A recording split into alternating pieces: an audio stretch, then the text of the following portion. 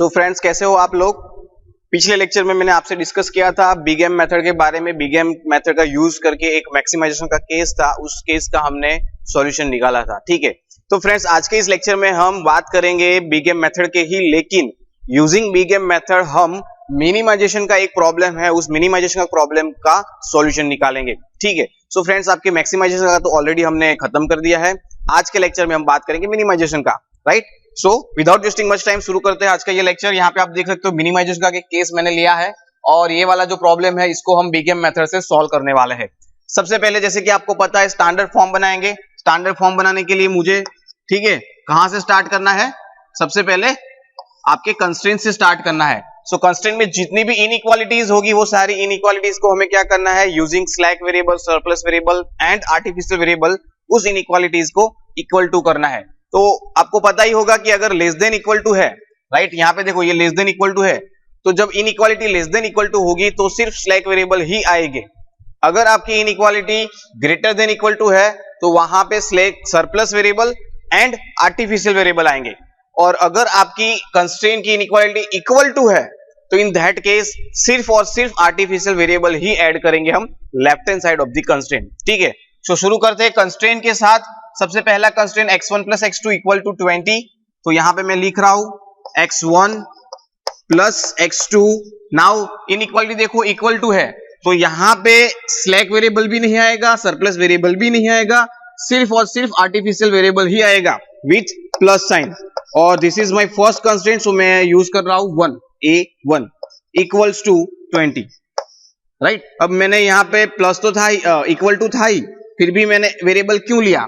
तो इसका आंसर मैंने पहले लेक्चर में भी बताया था कि ये मैं यहाँ पे आर्टिफिशियल वेरिएबल इसलिए ले रहा हूं जिससे मुझे टेबल नंबर 1 में, राइट, जितने भी बेसिक वेरिएबल हो गए वो बेसिक वेरिएबल यहाँ पे यूनिट मैट्रिक्स क्रिएट करने चाहिए। तो यूनिट मैट्रिक्स क्रिएट करने के लिए यहाँ पे मैं क्या कर रहा हूँ, आर्टिफिशियल वेरिएबल ऐड कर रहा हूँ जिसका कोई मीनिंग नहीं है, it is the imaginary variable, right. Now second, x1 less than equal to 8 है। देखो यहाँ पे लेस देन इक्वल टू है तो सिर्फ inequality less than equal to होगी तो वहां पे स्लैक वेरिएबल ही ऐड होगा, राइट। सो x1, x2 तो है नहीं, सो प्लस s1, यहां पे s2 में कर सकता हूं, s2 क्योंकि सेकंड वाला कंस्ट्रेंट है, equals to 8, right. And the last one देखो x2 greater than equal to 6 है। सो जब inequality greater than equal to होगी फ्रेंड्स तो कौन कौन से वेरिएबल आएंगे? एक आएगा surplus variable that is with minus sign and दूसरा आएगा आर्टिफिशियल वेरिएबल, राइट। सो यहां पे आएगा x2 minus s3 plus a3 equals to 6, right. तो फ्रेंड्स मैंने क्या किया, सरप्लस वेरिएबल को ऐड किया एंड आर्टिफिशियल वेरिएबल को ऐड किया। यहां पे 3 मैंने क्यों लिया? क्योंकि तीसरा नंबर का कंस्ट्रेंट है इसलिए, राइट। नाउ मैं इसका ऑब्जेक्टिव फंक्शन लिखूंगा, minimize z is equal to, जितने भी वेरिएबल है सारे आने चाहिए, 3x1 plus 8x2, 3x1 plus 8x2 plus slack variable जो है हियर s2, राइट, यहाँ पे s3 सरप्लस वेरिएबल, तो ये दोनों को मैं 0 कोफिशिएंट के साथ ऐड करूंगा, 0 s2 प्लस 0 s3, राइट। अभी देखो ये आर्टिफिशियल वेरिएबल है, यहाँ पे भी आर्टिफिशियल वेरिएबल है, तो ये आर्टिफिशियल वेरिएबल को मिनिमाइजेशन के केस में किस तरह से ऑब्जेक्टिव फंक्शन में ऐड करना है, दैट इज द क्वेश्चन। सो इसके पहले हमने मैक्सिमाइजेशन का केस देखा था, थोड़ा रिकॉल करते हैं फ्रेंड्स। आपको पता ही है कि हम कौन सा अल्फाबेट यूज करते हैं ऑब्जेक्टिव फंक्शन में आर्टिफिशियल वेरिएबल को रिप्रेजेंट करने के लिए। सो ऑब्जेक्टिव फंक्शन में हम m का यूज करेंगे as a coefficient of artificial variable. अब ये जो m है उसकी साइन क्या लेनी है, प्लस लेनी है या नेगेटिव लेनी है, पॉजिटिव लेनी है या नेगेटिव लेनी है? सो उसके लिए देखो अगर मैक्सिमाइजेशन का केस होगा, अगर आपका ऑब्जेक्टिव फंक्शन फ्रेंड्स मैक्सिमाइजेशन का होगा तो वहां पे उल्टा लेना है, मतलब माइनस m लेना है। और अगर आपका ऑब्जेक्टिव फंक्शन मिनिमाइजेशन का है तो वहां पे आपको प्लस m लेना है, राइट। तो ये फ्रेंड्स आपको याद रखना है कि m है उसकी साइन कौन सी लेनी है in objective function with artificial variable, right. तो सबसे पहले मैं a1 है उसको यहां पे लूंगा। हमारा ऑब्जेक्टिव फंक्शन यहां पे कौन सा है, मिनिमाइजेशन का, you can see minimize z। So minimization का हमारा ऑब्जेक्टिव फंक्शन है, सो प्लस m के साथ मैं लूंगा plus m a1 and plus m a3, right. So मैंने देखो a1 और a3 दोनों को प्लस m के साथ हमारे ऑब्जेक्टिव फंक्शन में रख दिया। सो this is my objective function and non negative condition आपको पता है कि जितने भी वेरिएबल है राइट, वो सभी क्या आएंगे, ग्रेटर देन इक्वल टू 0 आएंगे, right. So all the variables are greater than equal to 0। Now step number 2, आपको पता है कि टेबल 1 में जितनी भी आपके स्टैंडर्ड फॉर्म की वैल्यूज है वो स्टैंडर्ड फॉर्म की वैल्यू हमें टेबल नंबर 1 में रखनी है। सो मैं डायरेक्टली सबसे पहले तो ऑब्जेक्टिव ये जो बेसिक वेरिएबल है कौन कौन से आएंगे, तो फर्स्ट जो आपका फर्स्ट कंस्ट्रेंट है वहां से हम लेंगे A1, सेकंड का है वहां से आएगा स्लैक वेरिएबल S2, और थर्ड वाला कंस्ट्रेंट है वहां से हम लेंगे artificial variable A3। Surplus variable can never become your basic variable in iteration number 1। सबसे पहला जो टेबल होता है वहां पे स्लैक वेरिएबल कभी भी आपका बेसिक वेरिएबल नहीं बनेगा, ठीक है। सो A1, S2 and A3। So here A1, S2 and A3, right. उसके कोएफिशिएंट देखो, CB coefficient of basic variable from objective function, तो ऑब्जेक्टिव फंक्शन में देखो 0 है, A1 का कितना है plus m, so here it is plus m। S2 का 0 है, here it is plus m, right. Now CJ आपको पता है, CJ देखो 3 8 then m then 0 0 plus m, right. यहां पे कोएफिशिएंट सारे हम लिख देंगे 1 1 1, right, then it is 0 0 0, right, here it is 1, it is 0 0 1, ये 2 आएगा, ठीक है। यहाँ पे 1 then 0 0, now यहाँ पे it is 0 1, right, then A1 is 0, S2 is 0, S1 is S3 is -1 और this one is the 1। so आप देख सकते हो 1 0 0 1 और ये देखो यहाँ पे 1 आ गया, मतलब ये पूरा एक यूनिट मैट्रिक्स बनेगा। ये आप निकाल दो, S3 यहां से निकाल दो ऐसे, राइट। नाउ यू कैन सी 0 1 0 0 0 1 0 0 0 1, सो 3/3 का एक यूनिट मैट्रिक्स बन रहा है, राइट। सो हमारा जो स्टैंडर्ड फॉर्म था वो क्या है, अभी सही है। नाउ फाइंड आउट दी, यहाँ पे BI भी लिख देते, BI आप देख सकते हो 20 then 8 and 6, right. Now ZJ की वैल्यू फाइंड करनी है। ZJ की वैल्यू आपको पता है 1 multiply by m plus 1 multiply by 0 plus 0 multiply by m, so ये आएगा आपका m, राइट।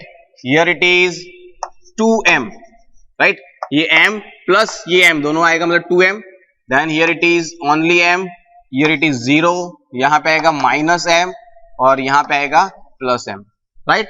तो मैथ्स है, आपको मैथमेटिक्स सीधा मल्टीप्लिकेशन करना है। अगर फ्रेंड्स आपको नहीं पता कि ये मैंने वैल्यू किस तरह से लिखी है ZJ की, तो आप मेरे आगे के जो वीडियो लेक्चर मैंने बनाए वो जाके एक बार देख लीजिए, वहां पे मैंने फुल डेप्थ आपको वहां पे सिखाया है कि किस तरह से ZJ की वैल्यू फाइंड आउट करते हैं, right. Now CJ minus ZJ की वैल्यू निकालेंगे, सो 3 माइनस m, सो 3 माइनस m यहाँ पे 8 minus 2m, 8 minus 2m, m minus m 0 हो जाएगा, ये भी 0 होगा, m minus minus m, so plus m हो जाएगा, राइट। देन प्लस m है माइनस m होगा, तो इट इज 0, राइट। सो हमारे पास CJ माइनस ZJ की वैल्यू है। अभी आपको पता होगा कि CJ माइनस ZJ की वैल्यू है वो की कॉलम सिलेक्ट करने में यूज करती है, राइट, हमें हेल्प करती है। तो CJ माइनस ZJ की कौन सी वैल्यू लेनी है, तो वो भी अगेन मैक्सिमाइजेशन का केस होगा तो भी डिफर होगी, और मिनिमाइजेशन का होगा तो भी कुछ डिफर होगी। सो मैक्सिमाइजेशन का केस है तो CJ माइनस ZJ की मैक्सिमम पॉजिटिव वैल्यू लेनी है, और अगर ऑब्जेक्टिव फंक्शन आपका मिनिमाइजेशन का है तो उन दैट केस आपको मैक्सिमम नेगेटिव वैल्यू लेनी है, राइट। तो here our objective function is minimization, so we select the CJ minus ZJ maximum negative. So ये सारी वैल्यू में से मैक्सिमम नेगेटिव वैल्यू कौन सी है आप बताओ। देखो अभी यहाँ पे m है, तो इन दिस सर्कमस्टेंसेस थोड़ा सा डिफिकल्ट रहेगा हमें ये बताने में कि कौन सी वैल्यू मैक्सिमम नेगेटिव है। तो आपको क्या करना है, ये m जो है ना वो m को कुछ एज्यूम कर लेना है। For example I will assume m is equal to 100, just for example, ठीक है। m की वैल्यू 100 में लेगा तो ये मुझे क्या मिलेगा 3 minus 100, right, that is minus 97 मिलेगा, और ये वाली वैल्यू क्या मुझे मिलेगी 8 माइनस 200, सो 8 माइनस 200 मतलब कितना आएगा 192 माइनस 192, राइट। सो माइनस 97 और माइनस 192 ये दो में से कौन सी मैक्सिमम नेगेटिव है, कौन सी वैल्यू मैक्सिमम नेगेटिव है, so this one that is minus 192, so this become अवर की कॉलम, राइट। इस तरह से आपको फाइंड आउट करना है अगर कंफ्यूज होते हो तो। नाउ हमें की कॉलम मिल गई है, so find out the value of theta. आपको पता है BI डिवाइडेड बाय की कॉलम के एलिमेंट्स करना है. सो 20 divided by 1, so that is 20. 8 divided by 0, 8 divided by 0 करेंगे तो क्या आएगा, इंफिनिटी आएगा फ्रेंड. देखो 0 डिवाइडेड बाय 8 होगा तो वो 0 हो जाएगा, लेकिन 8 डिवाइडेड बाय 0 होगा तो वो इंफिनिटी होगा. So here I write infinity. 6 divided by 1 that is 6, right. So ये तीन में से कौन सी वैल्यू थीटा की लेनी है. थीटा की वैल्यू हमें क्या करेगी, वो हेल्प करेगी की रो सिलेक्ट करने में. सो यहाँ पे आपको लेनी है ऑलवेज, आपका ऑब्जेक्टिव फंक्शन मैक्सिमाइजेशन का हो या फिर मिनिमाइजेशन का हो, आपको ऑलवेज लेनी है मिनिमम पॉजिटिव वैल्यू. क्या लेनी है, मिनिमम पॉजिटिव वैल्यू ही लेनी है. तो ये तीन में से मिनिमम पॉजिटिव वैल्यू देखो यहाँ पे 6 है, right. So this is my की रो. सो यहां से लेके ये पूरा मेरा क्या हो जाएगा, की रो हो जाएगा. And this rounded figure shows मी की एलिमेंट, राइट. सो आपको ये टेबल नंबर 1 आपका कंप्लीट हो गया. आपने की कॉलम निकाली, आपने की रो निकाल ली. एंड बेस्ड ऑन की कॉलम और की रो हमें क्या पता चलेगा, एक एंटरिंग वेरिएबल और दूसरा लिविंग वेरिएबल. सो की कॉलम हमें सजेस्ट करेगा entering variable, that is x2. x2 is our entering variable, right. And की रो जो है हमें क्या सजेस्ट कर रहा है, देखो a3 artificial variable, that is leaving variable, right. So now table number 2 हमारे पास रेडी है. टेबल नंबर 2 में हम क्या करेंगे, a3 की जगह अब हम लिखेंगे x2, राइट. a3 की जगह अब हम क्या लिखेंगे, x2 लिखेंगे. सो x2, बाकी के जो वेरिएबल है वो मैं वही लिख देता हूं, a1 और s2, राइट. इसके कोफिशिएंट क्या आएंगे, वही आएंगे +m 0 और x2 का क्या है, देख लो वहां पे 8, right. Now new element of x2. तो नए एलिमेंट ऑफ x2 कैसे लिखेंगे. सो आपको इक्वेशन पता होगा, राइट, कि जो पुराना एलिमेंट है उसके डिवाइडेड बाय की एलिमेंट करना है. तो की एलिमेंट देखो 1 है. सो इस रो को हम 1 से डिवाइड करेंगे तो वही एलिमेंट आने वाले हैं. सो मैं यहाँ पे डायरेक्टली वही लिख देता हूं, 0 देन 1 देन 0 देन 0 देन -1, ठीक है. ये a3 को कई टेक्स्ट बुक में आप देखोगे तो ऐसे करके निकाल दिया होगा. क्या किया होगा, ऐसे करके निकाल दिया होगा. तो जो आर्टिफिशियल वेरिएबल है वो आर्टिफिशियल वेरिएबल एक बार आपके बेसिक वेरिएबल में से निकल रहा है, देखो बेसिक वेरिएबल से में वो लीव कर रहा है. So no need to write it again. आप फिर से नया टेबल बनाओगे तो वहां पे आर्टिफिशियल वेरिएबल नहीं लिखोगे तो भी चलेगा. सिर्फ और सिर्फ आर्टिफिशियल वेरिएबल ही आपको नहीं लिखना है. स्लैक और सरप्लस वेरिएबल है तो उसको आपको लिखना है, राइट. तो मैंने क्या किया, ये a3 का जो कॉलम था वो पूरा क्या कर रहा हूं, अभी मैं मिटा दे रहा हूं कि भाई उसके कुछ मुझे लिखने नहीं है. उससे क्या होगा कि आगे जाके जो न्यू एलिमेंट, बाकी एलिमेंट के फाइंड आउट करने हैं वो थोड़े रिड्यूस हो जाएंगे, ठीक है. एंड 6 जो है वो तो मैं वही लिख रहा हूं 6, right. Now find out the new element of a1 and s2, right. So उसके इक्वेशन आपको पता है कि नए एलिमेंट किसी भी अदर वेरिएबल के फाइंड आउट करने हैं तो उसका इक्वेशन क्या है, नन ab. So here n is stand for new elements. So हमें न्यू एलिमेंट किसके, सबसे पहले देखो a1 का निकालते हैं. तो new element of a1 equals to, ये o क्या है, o है old element of a1 minus ये n जो है वो n है new element of entering variable, that is entering variable हमारा x2 है. So new element of x2 multiply by above और बिलो एलिमेंट, मतलब अबाव. तो ये जो की एलिमेंट है उसके अबाव जो उसका रिस्पेक्टिव एलिमेंट आता है वो, तो हम a1 के ढूंढ रहे हैं. हम क्या कर रहे हैं, a1 के ढूंढ रहे हैं. a1 की लाइन में कौन सा पुराना जो टेबल था उसमें उसका एलिमेंट है, देखो 1 है, ठीक है. तो 1 हमारा क्या आएगा, यहाँ पे मल्टीप्लीकेशन में आएगा 1, right. So old element of a1, तो ये पूरा लिखूंगा मैं 1 देन 1 देन 1 0 एंड 0. मैं a3 का नहीं लिख रहा हूं, राइट, डायरेक्टली 20 लिख रहा हूं, okay. Then new element of x2. So new element of x2 कौन से है, ये रहे 0 1 0 0 -1 और 6 मल्टीप्लाई बाय 1 करेंगे ये लास्ट वाला तो वही आएगा. मैं डायरेक्टली इसका सबट्रैक्शन ले रहा हूं, 1 1 -1 0 देन 1 0 देन +1 हो जाएगा और 20 - 6 हमें मिलेगा 14, right. So this is my new element of a1. सो मैं लिख रहा हूं 1 0 1 0 1 एंड 14, राइट. इसी तरह से आप s2 के भी निकाल लोगे, ठीक है. s2 के नए मैं ढूंढ रहा हूं यहाँ पे न्यू एलिमेंट ऑफ s2 क्या आएगा, new element of s2. So find out the new element of s2. तो यहाँ पे देखो ये 1 है 1 की जगह भी यहाँ पे देखो कौन सा है S2 का ढूंढेंगे तो यहाँ पे 0 है, सो 0 हो जाएगा। 0 मल्टीप्लाई बाय न्यू x करे तो ये भी पूरा क्या हो जाएगा, 0 हो जाएगा। सो ओल्ड एलिमेंट ऑफ S2 जो है वही आपका क्या हो जाएगा, न्यू एलिमेंट ऑफ S2। तो यहाँ पे आपको कोई आगे की कैलकुलेशन करने की आवश्यकता नहीं है, you can directly write the new element of S2 is equal to old element of S2। So old element कौन से है, तो यही मैं यहाँ पे लिख रहा हूं 1 0 0 1 0, राइट, और 8, ठीक है। ऐसा और भी आपको पता चल सकता है, देखो ये 1 है, 1 के ऊपर 0 है, तो जहां पे भी 1 के ऊपर मतलब की एलिमेंट के ऊपर 0 होगा तो वो एलिमेंट आपको वही लिख देना है, there is no need to calculate, ठीक है। और अगर 1 है तो आप डायरेक्टली सब्सट्रैक्शन कर सकते हो कि जो आपका ओल्ड एलिमेंट है वो old minus new directly, so you can find out the value. Now अभी आपको क्या करना है, ZJ निकालना है। सो ZJ निकालते हैं इसका, find out the value of ZJ। तो देखो m multiply by 1, m multiply by 1 0 हो जाएगा, ये भी 0 हो गया, तो this is plus m, right. Here it is 8, here it is plus m, here it is 0, here it is plus m minus 8, so m minus 8, right? Now find out the value of Cj minus Zj। so Cj हमारे पास देखो यहाँ पे मैं लिख रहा हूं, Cj कौन से, वही आएगा 3 8 plus m 0 0, right? so 3 minus m, ये आएगा 3 minus m, 8 minus 8 0 minus sorry m minus m 0 0 minus 0 0 0 minus m plus 8 हो जाएगा ये, ठीक है। तो इसको मैं उल्टा लिख देता हूं, 8 माइनस m कर देता हूं, 8 minus m। Now find out the value of, कौन सी वैल्यू निकालनी है Cj माइनस Zj की, आपका ऑब्जेक्टिव फंक्शन मिनिमाइज का है। सो मिनिमाइज का है तो आपको लेनी है maximum negative value.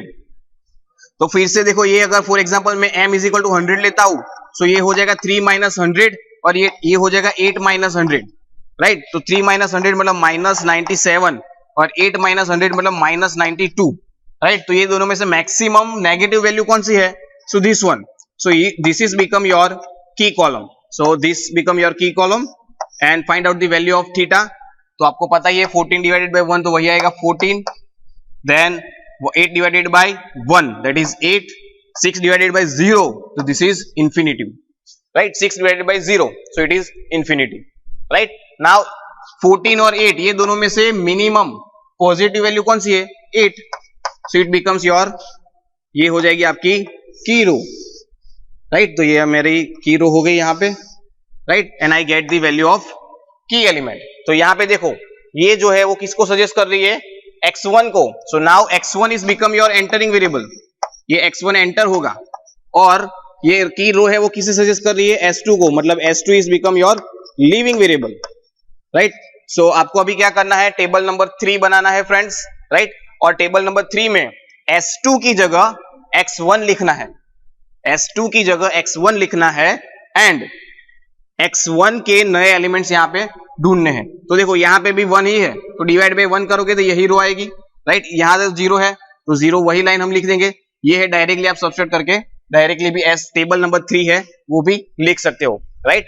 At the end of table number 3 आप देख सकते हो यहाँ पे table number 3, right. Table number 3 में सभी इस वैल्यू आप चेक कर सकते हो आपने जो कैलकुलेट किया है उसके साथ। आफ्टर टेबल नंबर 3 हम देख सकते हैं Cj माइनस Zj की वैल्यूज कौन सी आएगी। सो अगेन हमें एंटरिंग वेरिएबल मिलेगा, राइट, और लिविंग वेरिएबल भी मिलेगा। So we prepare the table number 4, right. So table number 4 भी आप यहाँ पे डिस्प्ले पे देख सकते हो कि टेबल नंबर 4 आप देख सकते हो, राइट। एंड अगेन आप वही प्रोसेस जो हमने टेबल 1 और टेबल 2 में की उसको क्या करोगे, रिपीट करोगे। और at the end of this example, right, table number 4 आप देख सकते हो कि सभी वैल्यू यहाँ पे देखो Cj माइनस Zj की सभी वैल्यू क्या हो गई है, 0 हो गई है या फिर पॉजिटिव हो गई है। तो इन दैट कंडीशन हमें हमारी की कॉलम नहीं मिलेगी, क्योंकि की कॉलम मिनिमाइजेशन में हम क्या लेते हैं, नेगेटिव, मैक्सिमम नेगेटिव लेते हैं। लेकिन यहाँ पे Cj माइनस Zj देखो टेबल नंबर 4 में सभी क्या हो गई है, पॉजिटिव या फिर 0 हो गई है। So here you have to stop, यहाँ पे आपका एग्जांपल क्या हो जाएगा, खत्म हो जाएगा and you got your answer, ठीक है। आपको आपका आंसर है वो मिल जाएगा। So what is your answer, you can see your answer is x1 is 8, x2 is 12 and z is equal to 120, right? So this is all about the minimization case of big M method, right. This is all about the minimization of case of big M method. Friends, आप घर पे बैठ के ऐसे और भी example की थोड़ी प्रैक्टिस करके रहना, क्योंकि विदाउट प्रैक्टिस आप इसके अंदर कंफर्ट जोन में नहीं आओगे, राइट। आप सीधे ही एग्जाम में जाके ये एग्जांपल सॉल्व करना स्टार्ट कर दोगे तो आई एम डैम श्योर कि आपको मैथमेटिकल कहीं ना कहीं कोई जगह पे कोई एरर होने के चांसेस है। सो घर पे अभी आप अगर फ्री हो तो आई रिक्वेस्ट यू कि आप एक या दो एग्जांपल ऐसे अभी गिन लो, ठीक है, अभी कैलकुलेट कर दो। और अगर उसके अंदर आपको कोई भी दिक्कत आती है, कोई भी कंफ्यूजन होता है, तो आप सीधा मुझे कमेंट बॉक्स में पूछ सकते हो, या फिर मेरे डिस्क्रिप्शन बॉक्स में मेरा व्हाट्सएप नंबर भी दिया है, वहां पे जाके भी मुझे आप पूछ सकते हो, ठीक है। सो मिलते हैं नई वीडियो के साथ, तब तक के लिए घर पे आप प्रैक्टिस करते रहिए और सेफ रहिए। धन्यवाद, थैंक यू।